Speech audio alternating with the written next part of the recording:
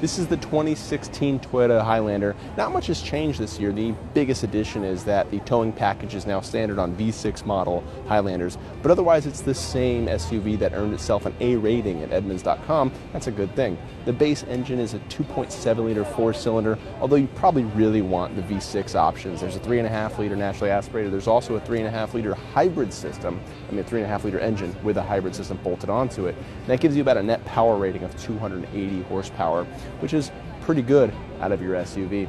Otherwise, this is a bit larger than the RAV4, but not as big as like the giant, Sequoias or whatnot. So this mid-size gives you good storage space, but there's also one other perk that you'll find in the back of this. We've already got the hatch open, thankfully. And in this large cargo area, we've got third row seating, which is very nice.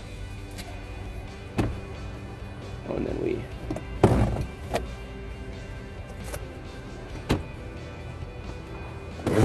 So it's clever as the second row has captain's chairs for 4 people adult, but if you have small ones you need to fit in, as well as 4 other adults, or 3 other adults including the driver, you can put them right back here, which is really nice. And they're pretty easy to fold flat as well. Just like that. Let's go take a seat inside. Inside the Highlander, we don't have a key and we can't run it in accessory mode, so you won't be able to see any of the displays or anything, or the infotainment system, which is a bit of a bummer. But still, there are some cool things happening in this interior, probably the most clever of which is this storage shelf right here, which is great for your phone, your wallet, your devices, whatever. And what's nice is there's a little pass-through right here. I'll put my finger up through it. See that? You can run your wires through this hole down to the multiple power options right here. So you can store your phone at this top-level shelf, if I can put this back, and then charge it through a 12 volt or through a USB, and there's your aux input too. Heated and cooled seats in this model. This is going to be a higher trim level. The base price on this is 30 grand for, I think just under 30 grand for the 4-cylinder, but you really want the V6 in this model. The 4-cylinder is kind of taxed by the weight of this vehicle.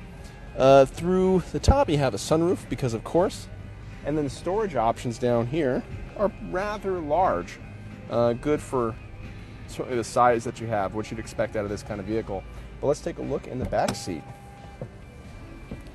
What's nice about having the captain's chairs in the back seat without a third row here is that you feel like you have a bit more space in this interior.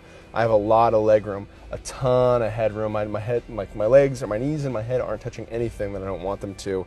In the center console here, you don't have any air conditioning vents, but you do have HVAC controls and whatnot. Also power controls in the bottom here. So it's kind of a bummer there's no vents in there, but there must be vents somewhere else, whether the doors or something, and probably under this seat.